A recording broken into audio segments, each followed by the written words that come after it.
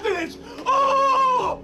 I'm a savage! Whatever I want, I'm going to get! Whatever I want, I have to get! That wasn't just a meltdown, it was a manifesto. And years later in court, that same energy exploded. Diddy charged at a witness so violently that security had to rush in and restrain him. But this rage, it didn't just show up in that courtroom. It had been boiling for years. Because even after he was arrested, there were secret prison calls, hush money deals run through his own mother, and then came Cassie's testimony. And what she revealed took this case from dark to unthinkable. Let me catch you up.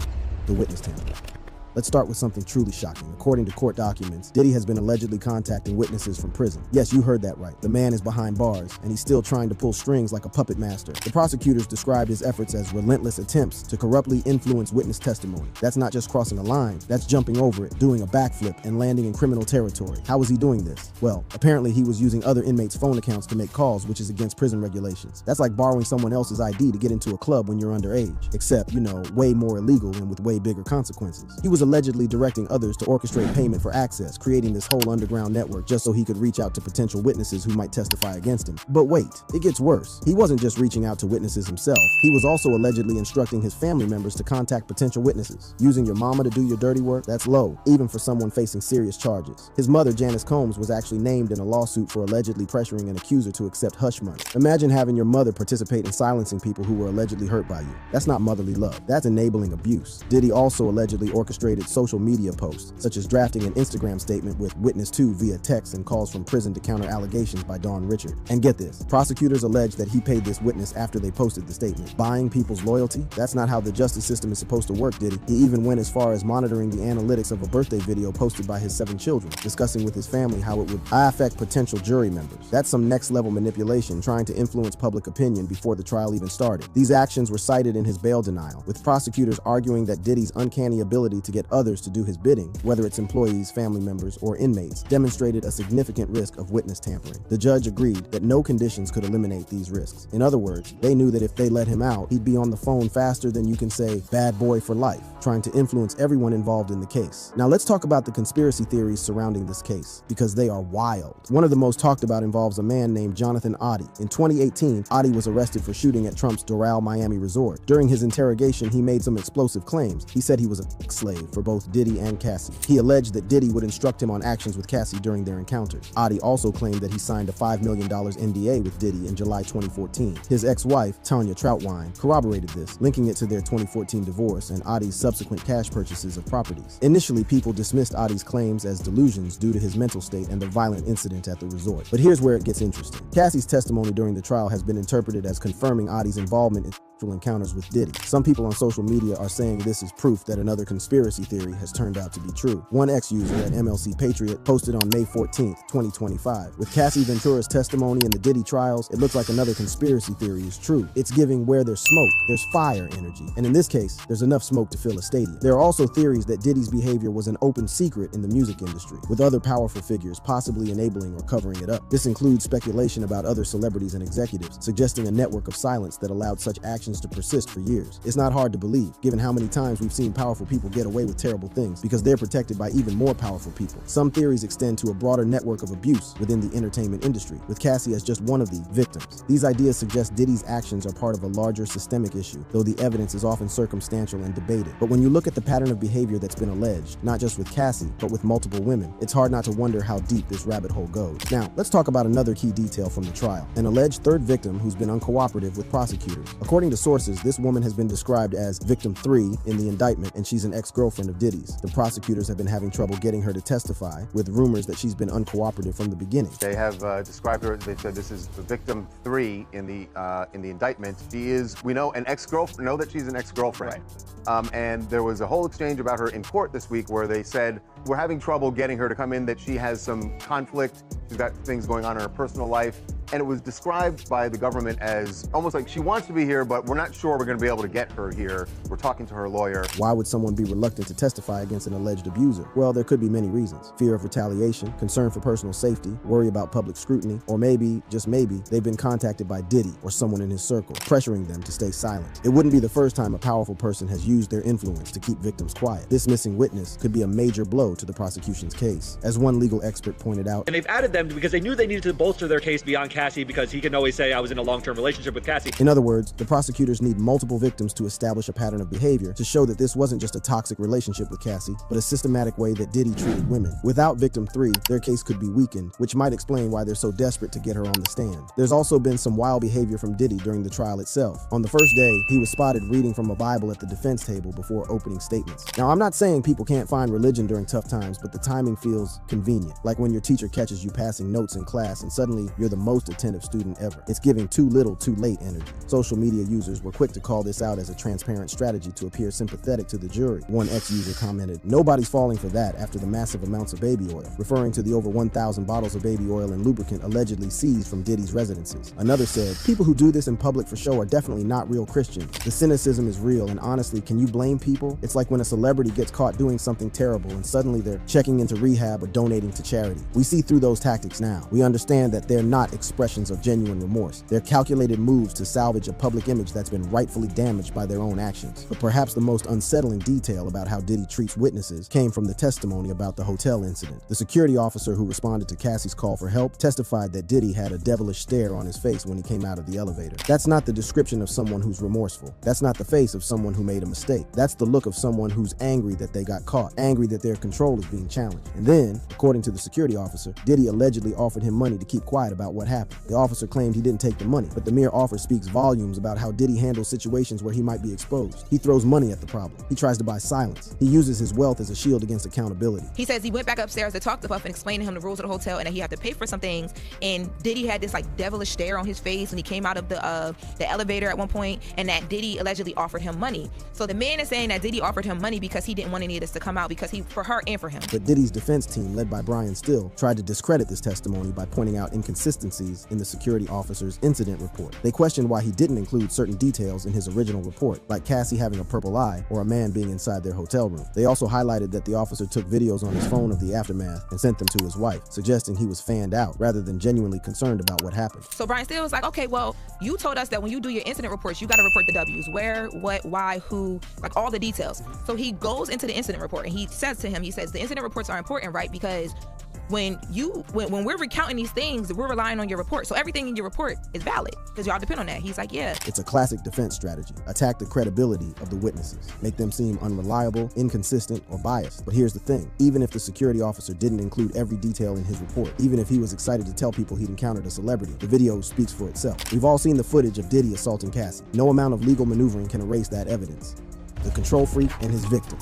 Now let's talk about the star of this horrific show, Cassie Ventura. This woman, who is now pregnant and about to have a baby in June, has been through absolute hell, according to her testimony. When she took the stand on May 13th, it was reportedly the first time she'd seen Diddy since 2018. You know, attorneys say that this is the first time that they've met since 2018 when she attended the funeral for Kim Porter, which is the mother of Sean Combs' 3 children. Can you imagine having to face your abuser in court while being pregnant? The strength this woman has shown is absolutely incredible. I'm sitting here thinking, if that was me, I would be shaking in my boots. But Cassie walked in with her head held high, looking like the queen she is. When she walked in there, Rachel, she had on a brown dress, form-fitting, visibly pregnant, head held high, and did not make any eye contact with the defendant, with Sean Combs. When we talk about how Diddy treats witnesses, we have to start with the most damning evidence. That horrific video showing him physically assaulting Cassie in a hotel hallway back in 2016. Y'all, this isn't just a little argument. This is a man dragging a woman, throwing things at her, stomping on her. It's the kind of footage that makes you want to throw your phone across the room because it's so disturbing. You know what's wild? Diddy's defense team is trying to spin this video like it was just some regular argument between a couple. They're really out here saying this wasn't about forcing her to stay for one of those special parties, but instead was an argument about Diddy having another woman's number in his phone. Like that somehow makes it better? Child, please. He said that Diddy offered him a ton of money, and to that, Brian Still... It was a stack. Yeah, he said he came out with a huge stack of money and he didn't offer it. Speaking of the video, let's talk about the security officer who was there that night. He testified that when Cassie called for help, he found her in distress, saying repeatedly, "I want to leave, I want to leave, I want to leave." And you know what Diddy allegedly said? No, she's not going anywhere. That's not a man in a relationship. That's a kidnapper. That's a controller. That's someone who thinks they own another human being. The security officer also said that Diddy offered him money to keep quiet. Now, why would an innocent man need to pay people off? I'll tell you why. Because he's not innocent. He's trying to cover up his tracks, trying to make sure his reputation doesn't get tarnished. But it's too late for that, Diddy. The world sees you now. Now let's get into the nitty-gritty of how Diddy allegedly controlled Cassie during their relationship. This is where it gets really disturbing, y'all. According to Cassie's testimony, Diddy controlled everything, from what she wore to who she talked to even the color of her nails. I'm talking about a man who wanted white or French tip nails on this woman at all times. Like, sir, are you her boyfriend or her dictator? The prosecution is asking her questions to show that she wasn't wasn't in control. She said that Sean Combs directed everything from what she had on to the lighting in the room to how she was supposed to interact with the person that she was having sex with. And then there's the most disturbing part, the freak-offs. Now, I'm going to keep this as PG as possible because we've got young viewers, but essentially these were situations where Cassie was allegedly forced to engage in intimate activities with other people while Diddy watched. Cassie testified that these events could last up to 4 days. Y'all, 4 days. Can you imagine being forced to do something you don't want to do for that long? And the aftermath was so severe that she needed IV fluids afterward. Cassie also testified that she suffered frequent and painful health issues as a result of these freak-offs. She had urinary tract infections so severe that antibiotics sometimes stopped working. She developed oral sores and stomach problems from the drugs and physical exertion involved. This isn't just abuse, it's torture. It's using another human being's body with complete disregard for their well-being. What's even more heartbreaking is when Cassie was asked if she ever enjoyed these situations, she broke down crying and said she only did because it meant she got to spend one-on-one time with Diddy. That's what psychological abuse looks like, folks. That's what happens when someone breaks you down so completely that you start to associate abuse with love. When the prosecution asked her, was there ever a time that you enjoyed the freak-offs? This is when Cassie got choked up and she said, I did, but only because I got to spend one-on-one time with Combs, and I really did love him. Let me tell you something. That's not love. That's not what love looks like. Love doesn't hurt you. Love doesn't control you. Love doesn't make you feel dirty after. Cassie testified that after the first freak-off, she felt dirty and didn't want to do it again. She even tried to bring it up in an email, but Diddy shut her down, and she ended up backpedaling because she was afraid. And what I thought was also interesting is she said that after that first freak-off, she said she felt dirty. She didn't want to do it. And when she brought up the idea of having a conversation about the freak-offs in an email, which the jurors saw, she said she backpedaled in the email because Combs responded by saying, I know, you don't want to do it.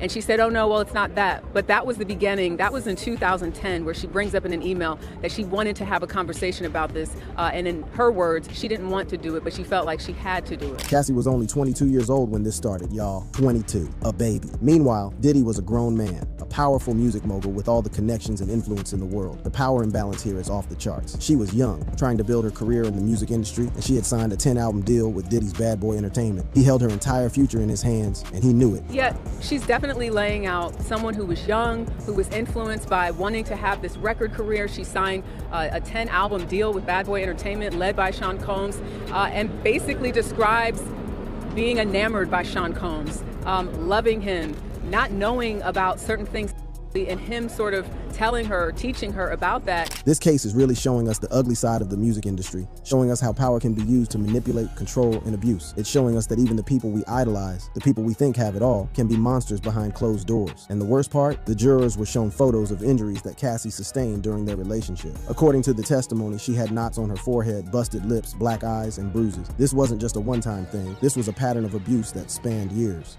The trial and the truth.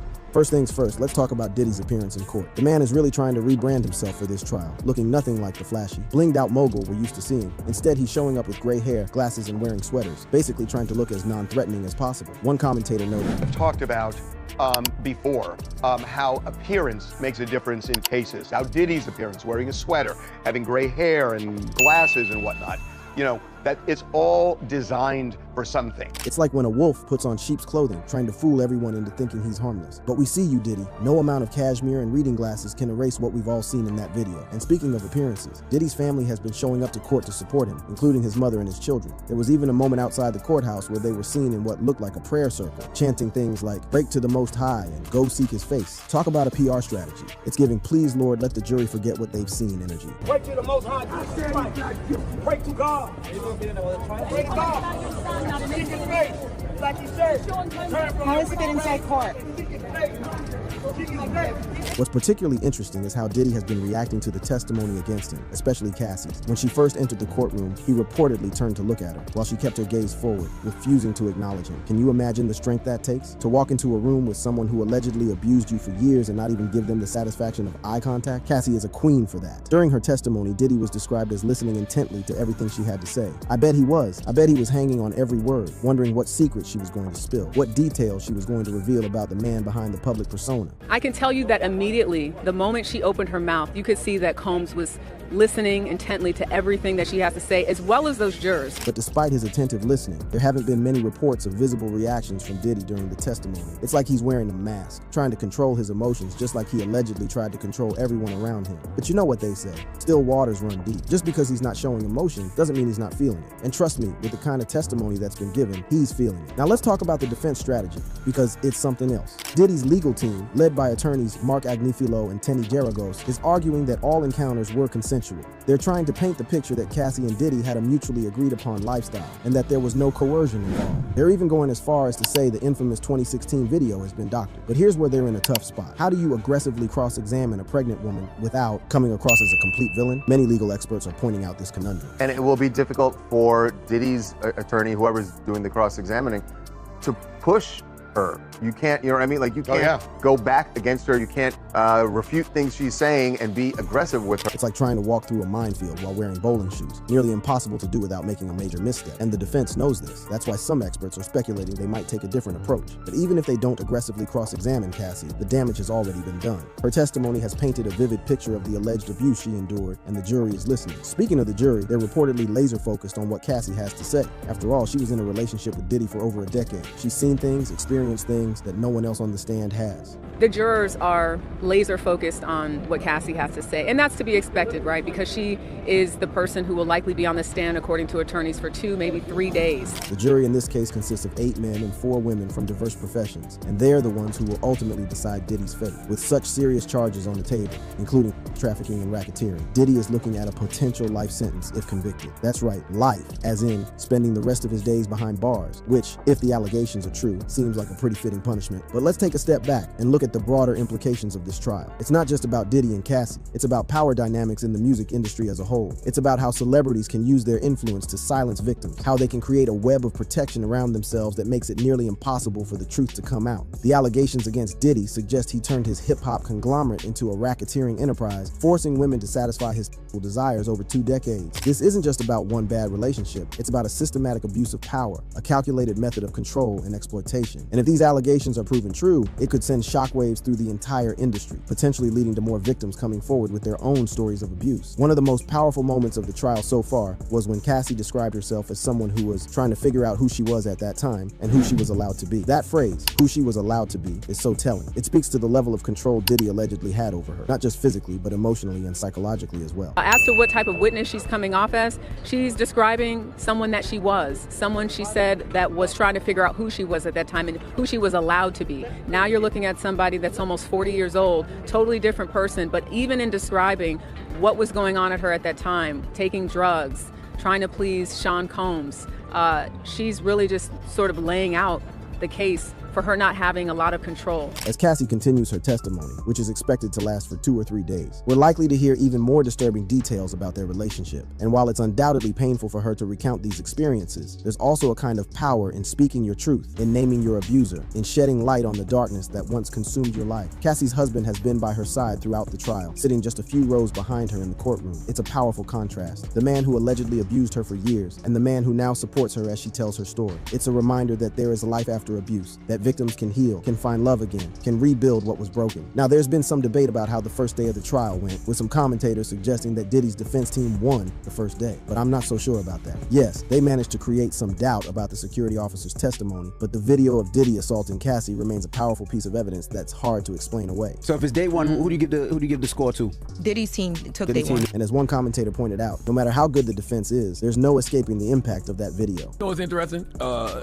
There's nothing they can do or say that is going to minimize what people saw in that video. And I know that they're trying to keep a different narrative, but yes, if you've seen that video, you're not going to forget that video. It's like trying to convince people that water isn't wet. You can argue all you want, but the evidence is right there, undeniable and unmistakable. Peace out. Check out our other videos by clicking on the screen. The glitz and glamour of Hollywood often hide the darkest of secrets, but every now and then, the truth begins to unravel. And when it does, it shakes the very core of Tinseltown. Right now, all eyes are on one man, Sean Diddy Combs. After years of flying high in both music and entertainment, a wave of unsettling allegations has come crashing down. Just a while ago, Hollywood's power players sent a chilling warning to Diddy, signaling that the once untouchable mogul might be facing his biggest challenge yet. In this video, we'll unpack the latest developments around Diddy's case, the eerie silence from Hollywood's elite, and the shocking claims that comedian Rosie O'Donnell has just brought to the forefront, accusing Diddy of unthinkable acts. Sit tight, because what we're about to reveal may change everything you thought you knew about one of the most iconic figures in pop culture. Hollywood's warning. The arrest of Sean Diddy Combs feels like a seismic shock in Hollywood, a world that has long been criticized for enabling its stars to live in a bubble of impunity. As a kingpin in the entertainment industry, Diddy's fall from grace exposes the long-whispered secrets that many in Hollywood have tried to bury. But this arrest was not just a legal moment. It sparked a wave of reactions, each louder than the next, from the most unexpected corners of the industry. It almost feels like Hollywood has been waiting for this moment, a collective reckoning where those who've lived in fear or frustration are finally saying, it's about time. If anyone thinks this is just about Diddy, think again. Hollywood's message is clear. No one is untouchable. Take 50 Cent, for example. If there's one thing we know about him, it's that he loves a good feud, and his long-standing rivalry with Diddy gave him plenty of ammunition. The moment Diddy's arrest hit the news, 50 was all over social media, cracking jokes and sprinkling in just the right amount of sarcasm. He even took shots at the bizarre details that emerged, like the alleged discovery of 1,000 bottles of baby oil in Diddy's home. In this tweet, he mentioned, "Here I am keeping good company with at the Drew Barrymore show, and I don't have 1,000 bottles of lube at the house." Typical 50, right? But behind the humor, his message was serious. In his usual "I told you so" style, 50's reaction underscored what many others feel, that this arrest was a reckoning Diddy had coming for years. It's the kind of mocking that says, this guy's been playing the game too long and now it's caught up with him. 50 Cent, in his way, echoed a sentiment that Hollywood has been hinting at. No matter how powerful, sooner or later, there's a reckoning. But not everyone took the comedic route. Charlamagne Tha God, one of the most respected voices in radio, went straight for the jugular. On The Breakfast Club, Charlamagne didn't mince words. He warned that Diddy's arrest could be the tip of the iceberg, suggesting that others who participated in Diddy's notorious freak-off parties could find themselves under legal scrutiny.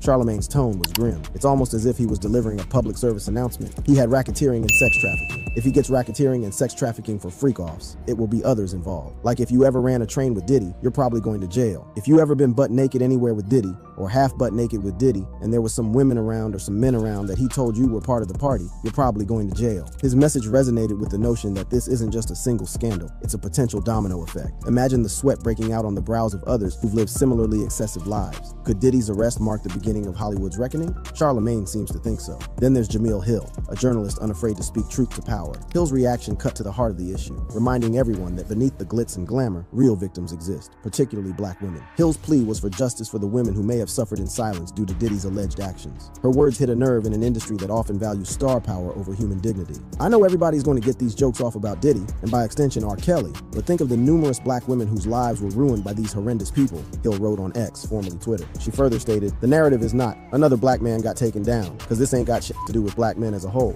The narrative is, thank God these women are finally getting the justice they deserve." Her reaction elevates the conversation beyond just celebrity gossip. It's a sobering reminder that there are deeper societal issues at play. But in typical Hollywood fashion, not all reactions were straightforward. Foxy Brown's cryptic social media post added an air of mystery to the situation. If you read between the lines, you might think Foxy was hinting at more bombshells to come. Is there more dirt on Diddy or others that we haven't even begun to unearth? Foxy's post set tongues wagging, and now everyone is wondering what new skeletons could tumble out of Hollywood's closet. Brown's cryptic tone was almost like an omen. Brown took to her Instagram story to write, "About to really get crazy. This is just the beginning." If there's one thing we know about Hollywood scandals, it's that they tend to snowball. Could we be on the brink of more jaw-dropping revelations? Serena Williams, always the voice of reason and justice, took a more measured approach. Serena didn't offer up cryptic warnings or humorous jabs. Instead, she emphasized her hope for a fair outcome in the courtroom. With her status as an international icon and a champion for justice, her words carried weight. "And now I hope justice is finally served," Serena replied to a new post that covered Diddy's arrest. Her reaction reminded us that fame doesn't put anyone above the law. At a time when celebrities often seem immune to consequences, Serena's grounded perspective was refreshing. She wasn't reveling in the downfall of a star. She was reminding us that the law applies to all, even those perched on Hollywood's highest pedestals.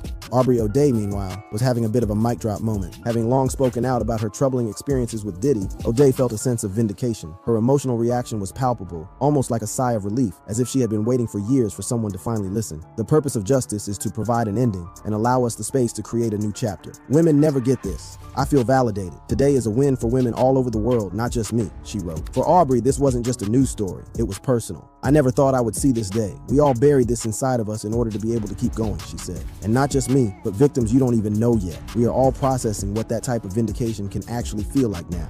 Every conversation I've had with victims last night has been beyond moving on all levels. In a world where so many people in Hollywood suffer in silence, O'Day's validation might give others the courage to come forward with their stories. But in true Hollywood fashion, there's always someone willing to swim against the current. Enter Boosie Badass, who didn't see what all the fuss was about. Downplaying the severity of Diddy's actions, Boosie sparked a fiery debate by claiming on this tweet that what Diddy did wasn't all that different from what other entertainers have done. His controversial take made some fans nod in agreement while others furiously scrolled past. Boosie's reaction reflects a certain segment of Hollywood that still clings to its old ways, unwilling to accept that change is on the horizon. And what a horizon it is. The reactions to Diddy's arrest have set Hollywood abuzz with speculation, gossip, and a fair share of schadenfreude. But this moment is bigger than just one celebrity facing charges. It's a warning shot to the entire entertainment industry. If Diddy, a titan of music and entertainment, can be brought down, who's next? Hollywood, it seems, is cleaning house. The days of stars living unchecked lives are over, or at least they should be. And now, away from the furious yet stern reactions from Hollywood big shots, what other recent developments have come around Diddy's case? Let's find out. Recent developments. P. Diddy's legal saga has become the talk of the entertainment industry, with every new revelation adding more complexity to an already convoluted defense strategy. Imagine being at the center of it. New lawsuits, shocking allegations, and a growing number of accusations that seem to pile on relentlessly. That's the world Diddy, or Sean Combs, finds himself in, and his legal team must feel like they're playing a never-ending game of legal whack-a-mole. Each time they manage to knock one allegation down, another pops up with even more sensational claims. At the heart of the controversy is the explosive documentary, The Downfall of Diddy, which recently premiered on Tubi and is damaging Diddy's reputation more than any tabloid could. This isn't your typical documentary. It was produced by none other than TMZ. Yes, the same outlet famous for breaking celebrity scandals. The film features rare testimonies and alleged first-hand accounts from individuals who were once close to Diddy, including former associates like Aubrey O'Day, Stevie J, and Mark Curry. Even Suge Knight, a figure synonymous with the darker side of the rap industry, makes an appearance, adding fuel to the already blazing fire. It's like everyone is coming out of the woodwork to either take a jab or air out their grievances. The documentary kicks off by tracing Diddy's troubles back to November 2023, when his former romantic partner and protege Cassie filed a chilling lawsuit. This lawsuit, laced with allegations of sexual assault and coercion, served as the catalyst for a domino effect of accusations. It's almost as if, once Cassie's story broke, others felt emboldened to share their own, and the floodgates opened wide. For Diddy's legal team, this creates a near impossible situation. How do you build a defense when every week brings a new accuser, a new angle, and fresh details that make your previous strategy obsolete? The most jaw-dropping moment in the downfall of Diddy is perhaps the testimony of Suge Knight himself. Suge Knight, the man who is widely seen as Diddy's rival in the often violent feud between East Coast and West Coast rap labels in the 1990s. Yet here, Suge does something totally unexpected. He shows empathy. My first reaction is not the reaction I thought I would have when it came to Puffy. You know what I mean? I thought it'd be a reaction like he got what he got coming because everybody knows what's been going on. My reaction was actually different because I felt like, damn. The first thing that came to mind was Diddy's children. And the thing is, I feel it's a bad day for hip-hop. A bad day for the culture. It makes us all look bad, said Knight. Yes, Suge showed empathy for Diddy. Knight speaks about the impact the allegations are having on Diddy's children and the broader hip-hop community. His call for honesty and reconciliation feels almost surreal, especially given his own notorious history. It's as if, for once, Suge is the voice of reason in a case that gets messier by the day. Who saw that coming? But of course, nothing is ever as it seems in Hollywood, and the credibility of some of Diddy's accusers has already come under scrutiny. Take Rodney Lil Rod Jones, for instance. His attorney, Tyrone Blackburn, is reportedly under review by a federal disciplinary committee for allegedly using sensationalized accusations to pressure defendants into quick settlements. Blackburn's questionable tactics have cast doubt on the validity of Jones's claims, leaving many wondering, is this a genuine pursuit of justice, or are we watching an elaborate extortion attempt unfold before our eyes? And then there's Aubrey O'Day, the former Danity Kane singer who Diddy once managed. Her allegations, they go beyond mistreatment and dive into an almost dystopian narrative of grooming and intimidation. O'Day has stated that the emotional abuse she suffered altered the course of her life, claims that are difficult to ignore, especially given the power dynamics at play. The mistreatment is enough to change the course and the direction of my entire life. She further said, the mistreatment was enough for me to have to spend a good amount of time in the hands of professionals to learn what grooming is and unlearn the grooming. The treatment was so bad in some regards that I'm not ready to speak about it yet, but I will. Diddy, after all, was not just her manager, but one of the most powerful figures in the music industry at the time. How could she have stood up to it? Would anyone have listened if she had? While the allegations against Diddy are mounting, Hollywood's biggest stars are noticeably silent. Figures like Mary J. Blige, Snoop Dogg, and Justin Bieber, all of whom have been seen at Diddy's parties and events, have remained tight-lipped. This silence, too, speaks volumes. Could it be that they're waiting for more information before jumping into the fray? Or are they worried about becoming collateral damage in what feels like a sinking ship of a scandal? The stakes are high, and no one wants to be the first to throw a stone in a glass house. Still, amid all the chaos, some have chosen to remain loyal. One anonymous former employee was set to participate in the documentary but backed out at the last minute, allegedly out of fear. According to the source, working for Diddy comes with a lot of baggage, enemies who wouldn't hesitate to retaliate. I'm worried Diddy has many enemies. I'm afraid that if I give my thoughts on what I experienced, I may be ruled a target. I'm still on his side. As far as my experience, his enemies may come after me. East Coast versus West Coast still exists, the anonymous source wrote to TMZ producers. What does this say about the pressure and danger surrounding this case? If former employees are scared to speak, what kind of secrets are still hidden behind Diddy's empire? Mark Curry, another key figure in the documentary, took his allegations to the next level, claiming that Diddy physically abused him. But this isn't just hearsay. Curry's claims appear to be backed by some serious evidence. Federal authorities reportedly confiscated over 250 cameras from Diddy's home, and the footage they contained could be a game changer. If they have 250 cameras from his home, they have a whole bunch of images or footage of things that were going on in his house, Curry said. One can't help but wonder what is on those tapes. Is this the smoking gun that could finally bring Diddy down? Or will it, like so many other celebrity scandals, end up being swept under the rug? As the drama continues to unfold, one thing is certain. This case is far from over. Diddy's once glittering empire is under siege, and the world watches with bated breath. Will Diddy's legal team be able to navigate the storm? Or are we witnessing the slow and steady collapse of a hip-hop titan? One can only sit back and wonder what twist will come next. Meanwhile, why are Diddy's friends cold and silent? Are they bigger suspects themselves? Or what is the play here? Funnily, they are some of Hollywood's big shots. And now, surprisingly, they are quiet. And so rightfully asking, why are they silent? Hollywood big shots, silent on Diddy. Sean Diddy Combs, once the king of lavish parties filled with musicians, models, actors, and even royals, now finds himself locked up in New York's infamous Metropolitan Detention Center. He awaits a trial that could rock the foundation of Hollywood's elite. Despite this seismic shift, something peculiar is happening. Diddy's high-profile friends, Jay-Z, Jennifer Lopez, Usher, Naomi Campbell, and Justin Bieber, have remained eerily silent. Why aren't they speaking up for their friend, a man whose life seemed like one endless red carpet? In a society where celebrities are quick to take to Twitter and Instagram to air their thoughts on the latest scandal or trend, their silence is baffling. Is it fear, guilt, or is this just a strategic Hollywood move to protect their precious brands? Whatever the reason, their reticence speaks volumes. But before we arrive at the possible reasons as to why they are silent, let's rewind and understand a few dynamics around Hollywood. First and foremost, let's talk about what drives Hollywood. Reputation is the currency of the entertainment world, and nobody wants theirs to take a hit. In an industry where scandal can make or break a career, even a whisper of association with someone facing serious accusations like sex trafficking could be catastrophic. Eric Schiffer, CEO of Reputation Management Consultants, sums it up perfectly.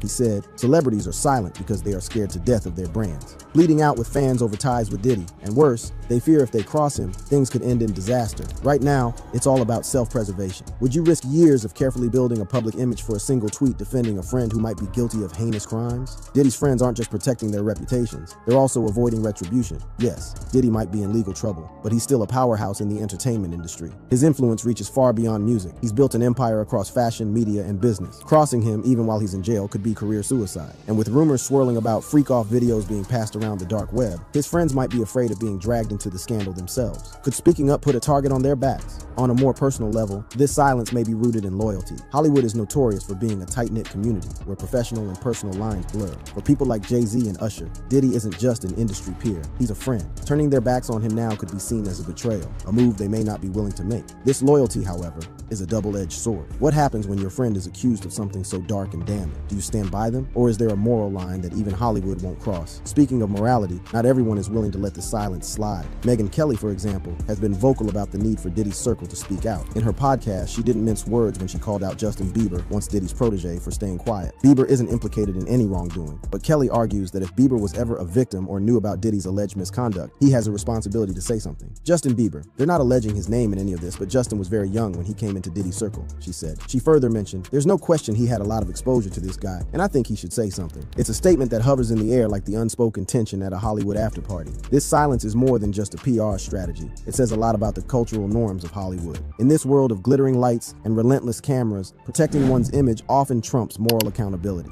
The decision to remain silent is less about the truth and more about survival. The scandal might blow over, but a tarnished reputation, that can haunt a celebrity forever. This raises bigger questions about the entertainment industry as a whole. How many other scandals have been swept under the rug to protect powerful figures like Diddy? Diddy? What does it say about celebrity friendships when the stakes get high? But the pressure on Diddy's inner circle isn't going away anytime soon. As the trial looms closer and with every damning headline that gets published, the world is watching. Sooner or later, these celebrities will be forced to make a choice. Will they continue to stay silent, or will they finally speak out? If they do, will their words be those of condemnation or support? And if we're being honest, how genuine would those words even be? Would they be trying to distance themselves from Diddy, or are they merely playing damage control to save their own skins? Hollywood thrives on spectacle, and this trial will likely be no different. It's not just Diddy's fate on the line. The reputations of everyone who ever partied with him are also at risk. Let's not forget, Hollywood has a long history of forgiving its fallen stars. Just look at figures like Roman Polanski or even Harvey Weinstein who, despite their misdeeds, still have supporters. Could Diddy's friends be banking on the public eventually forgetting the details of this case, allowing them to quietly resume their friendship after the dust settles? The entertainment industry has short memories when it comes to the sins of its beloved stars, especially if they've made enough money for the right people. It's obvious Diddy's friends have decided to keep shush, and that may not change anytime soon. However, there's yet another layer to Diddy's case. Seriously, when will these claims ever end? A former neighbor of Diddy has fresh claims, and shockingly, these claims might be damning for Diddy's legal team. Rosie O'Donnell's fresh claims. Rosie O'Donnell's explosive revelations about her former neighbor, Sean Diddy Combs, have rocked the entertainment world, adding fresh layers to an already scandalous case. In a candid and near 10-minute TikTok video, Rosie didn't just spill the tea, she emptied the whole kettle, revealing personal anecdotes and strong opinions that could spell trouble for the hip-hop mogul. Diddy, now embroiled in a legal nightmare involving charges of sex trafficking, racketeering, and kidnapping, could see his situation worsen in the court of public opinion and possibly in a real courtroom, all thanks to Rosie's fresh claims. The story begins on a peculiar but strangely relatable note. Sweatpants. Yes, sweatpants. Rosie recounted a New Year's Eve party where she and her family were personally invited by Diddy, only to be turned away at the door because of their casual attire. This moment, while seemingly trivial, has a certain irony that foreshadowed the more sinister revelations to come. Fast forward to the present day, and Diddy's glamorous facade has crumbled. With the rapper now facing charges of sex trafficking, racketeering, and kidnapping, Rosie, like many others, expressed her shock. Or do you just get to be so big like Harvey Weinstein did that he thought, well, I control Hollywood, I control the Oscars, I can sleep with any actress I want, whether they want to or not, she quipped. Yes, that Harvey Weinstein, convicted sex offender and the poster boy for Hollywood's Me Too movement. Rosie didn't mince words when comparing the two, calling into question how someone like Diddy, who lives such a public life, could be involved in such monstrous activities behind closed doors. You think he could also be a rapist? What is he, Clark Kent? He gets in a cap and he is someone different? O'Donnell said. Give me a break. Too many people know him. Too many people would be involved. Too many people would have to participate in that in order for it to be true. Her comparison to Weinstein wasn't just to score a headline, but a chilling reminder that power and celebrity can conceal the darkest of deeds. But Rosie didn't stop there. She questioned Diddy's self-awareness in a way that only a comedian could. How can you not consider yourself a rapist if you're doing or participating in or filming or watching the rape? She asked bluntly. I don't understand it. I really don't. It's very disturbing. And then you start to think, how many people really knew that? Rosie was tapping into a larger conversation, one about how fame and wealth can shield people from taking responsibility for their actions. How many people, she wondered, had known about Diddy's alleged behavior and said nothing, just like those who had remained silent about Weinstein for years. Diddy's legal troubles took a major turn on September 16 when he was arrested in New York City, becoming a criminal defendant in a federal case. The charges against him are no small matter: racketeering, conspiracy, sex, trafficking by force, fraud, or coercion, and transporting individuals for prostitution. These accusations carry a minimum sentence of 15 years, with life imprisonment on the table. It's not the kind of scandal that a PR team can sweep under the rug. Now, here's where Rosie's claims could make things even worse for Diddy. In an already highly publicized case, Rosie's words add fuel to the fire. Her name carries weight, and her TikTok revelations have thrust her right into the spotlight, likely drawing more attention to the allegations against Diddy. Can you imagine the jury pool after Rosie's video goes viral? She's already swayed public opinion, making it that much harder for Diddy to escape the shadows of these accusations. And let's not forget the bizarre details that have emerged from the raids on Diddy's homes in Beverly Hills and Miami. Along with narcotics, police discovered over 1,000 bottles of baby oil and lubricant. Yes, you read that right. Sex trafficking? That's serious, man. And then they found 1,000 bottles of baby oil. I'm gonna be thinking about that the rest of my life, Rosie joked. But there's an unnerving undercurrent to this strange find. It feeds the darker rumors about what really went on behind Diddy's closed doors. Rumors that are no longer just tabloid fodder, but part of a criminal investigation. Adding insult to injury, Diddy's legal team has been fighting tooth and nail to improve his detention conditions. His lawyers described the conditions at the Metropolitan Detention Center in Brooklyn as horrific and not fit for pretrial detention. You almost want to feel a sliver of sympathy, right? But then you remember the charges, the potential victims, and those 1,000 bottles of lube, and suddenly that sympathy vanishes vanishes into thin air. Still, Diddy's repeated bail requests have been denied, which speaks volumes about the severity of the charges. The judge isn't budging, and neither is the media frenzy surrounding the case. Rosie's revelations aren't just gossip. They become part of a larger cultural reckoning about power, privilege, and accountability in the entertainment industry. This isn't just about Diddy anymore. It's about the systems that allow individuals to get away with anything as long as they have enough fame and money to cover it up. Rosie O'Donnell has done more than just raise eyebrows. She's potentially shaped the narrative of this case. Her neighborly experiences with Diddy may have started with sweatpants, but they've ended with a scandal that's threatening to bury the rapper under a mountain of legal troubles. The world will be watching as this saga unfolds, and one thing's for sure, Rosie's voice won't be drowned out. She's making sure of that. Thank you for watching this video. If you'd like to watch another fascinating video like this, click on one of the boxes on your screen right now.